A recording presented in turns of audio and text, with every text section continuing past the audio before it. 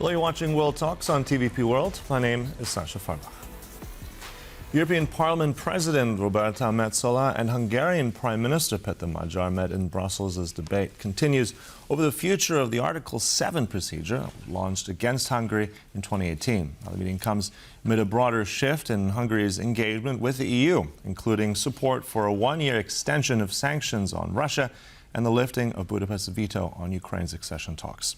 To discuss the latest, we're now joined by Orsolya Ráczová, analyst at the Eurasia Group. Good to have you with us. Welcome.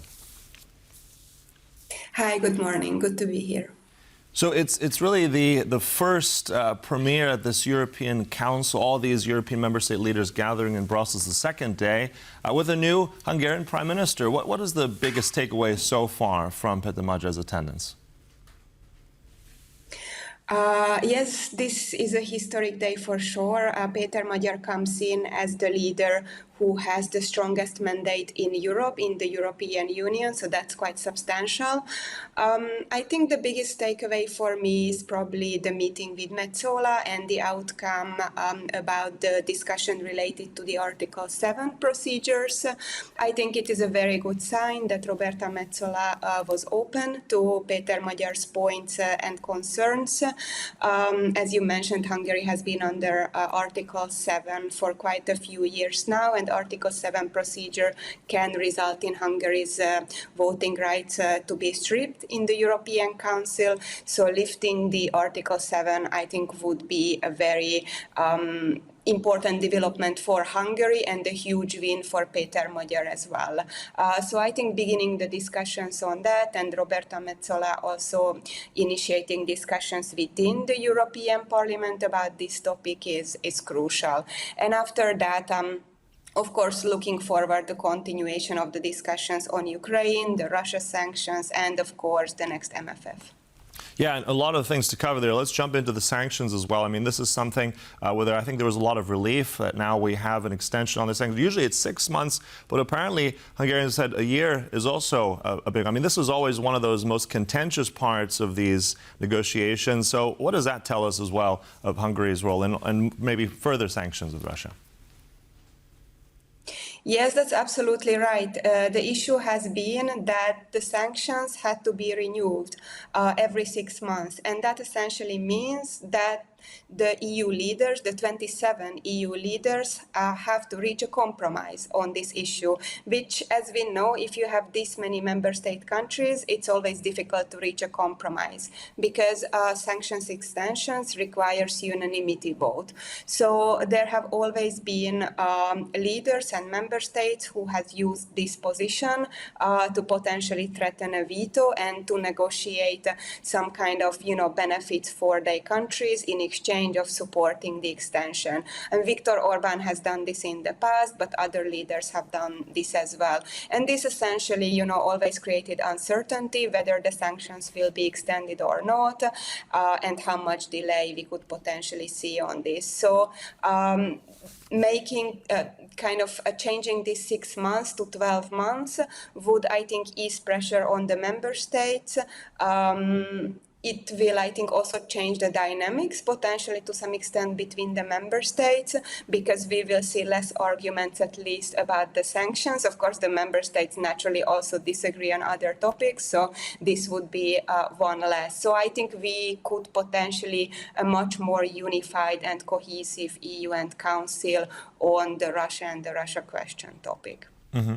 And also other topics, many other topics. One in particular also very interesting is Ukraine and that Ukrainian accession to the European Union. Just a few days ago, those formal openings of what they're called these clusters, these various chapters and rules that have to be approved before membership. There's 6 of them. First one now open. But I want to just get your sense, first of all, the policy that Hungary now has towards Ukraine is very different. But at the same time, apparently before Péter Magyar went into a lot of these discussions, he spoke to the press and he said some very cautious words about that the other clusters shouldn't be opened immediately. So is that a genuine policy shift, do you think? Is he being cautious to his voters, or how do you interpret his words?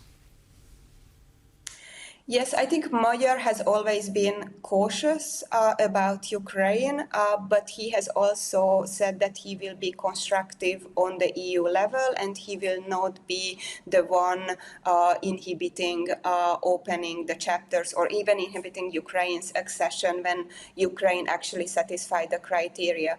I think what Péter Magyar is trying to point out is that, yes, Ukraine, of course, should be eligible to join the European Union and should be given the chance to join the European Union, but it should not get preferential treatment. Ukraine will also have to satisfy the criteria, which is part of the negotiating process, which every country had to do, and Western Balkan countries have been in that process for years, even for decades. So I think what he is trying to do is not create frictions coming from and between the Western Balkan countries and Ukraine, because if you give Ukraine such a preferential treatment, that would have consequences in the Western Balkans. So I think that that's his main point. And he also talks about, speedy accession, because what we are discussing is also different types of accession. His point is that Ukraine should go through the regular accession procedure, which is what you mentioned exactly, clusters, chapters satisfying the criteria. But this also means that other clusters and chapters should not be open while the previous ones have been already satisfied and fulfilled. So this is an important point. Some countries are saying that other clusters should be open while cluster 1 is not closed yet. And Péter Magyar says that no, cluster 1 should be completed first and then we can move on to the other clusters. Mm-hmm. I know there's still a long way to go, and I just also for our audience to explain that each of these so-called clusters, right? I mean, the one that's been open, this is about really a foundational, right? This is about rule of law, justice, government, etc. But I mean, if we're looking also at the process, they have to be unanimously open and closed, right? Every member state has to agree to open and close them. So just wondering, do you think that in the course of, as this European Council summit continues, there will be more openings quickly, or do you think the momentum will hold? Because it's still a long way to go. I do think that the momentum will hold, but personally, I don't think that other clusters will be opened during this European Council meeting.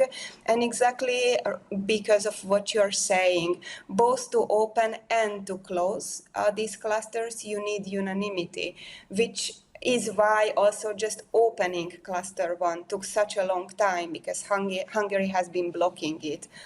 Viktor Orbán blocked it up until now. So just to open the clusters, it's not easy. And closing them is even more difficult, because in order to close the clusters, you actually need to pass the reforms. And this cluster 1 is one of the most difficult ones, because you seriously need to make legislative changes that impact the rule of law, independence of the judiciary, transparency, and Ukraine, I believe, still has a long way to go on this. It's very difficult to pass and negotiate such big packages domestically. But I think it is very important, and this is what Péter Magyar is saying, and this is, of course, this is what he's also communicating to the Hungarian people, that yes, we reached an agreement with Ukraine. Ukraine did make actually important legislative developments on respecting minority rights. This is what Péter Magyar has been saying during the campaign very consistently, in my opinion, and he delivered on this. So in exchange, Magyar lifted Hungary's veto. So to me, this does seem fair. And the fact that Hungary is on that side of the debate, that the clusters need to be closed and opened on a competency basis, is his point. And I do think if you look into, the fact that there are other countries who have been waiting and did not get any preferential treatment, you can understand this point of view, because this could create massive, disagreements and unhappiness in the Western Balkans. And longer term, it could also lead to increasing dissatisfaction with the EU, because the EU have been keeping them waiting very long. And if you suddenly give another country a preferential treatment, that would be seen as unfair from those Western Balkan countries. So I think this is his point in general. All right, and we'll be observing that as well. I mean, you mentioned also talking about money and funds. Finance is also a big topic at this European Council. This new budget of the EU is supposed to be around, I think, 2 trillion. Many countries, many rich countries are not quite happy with that. Let's also talk and connect just quickly on that one, what you think during this council, and also the kind of funding that's been secured for Hungary, where we are with that.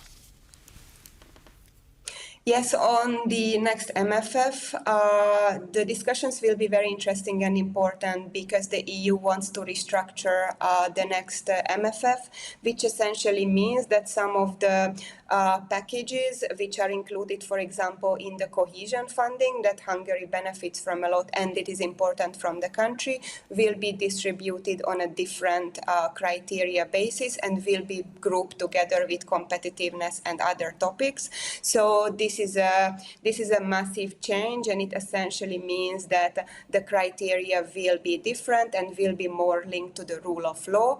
Hungary is on the side, for example, on the side of the debate where you argue that the cohesion funds should be separate, the criteria should be separate for this. In their opinion, it's easy and more transparent to get access to those funding.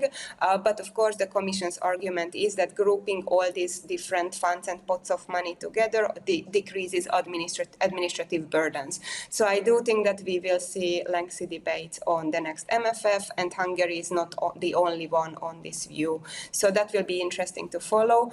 On the funding, Péter Magyar has agreed with the EU on unfreezing 16.4 billion euros.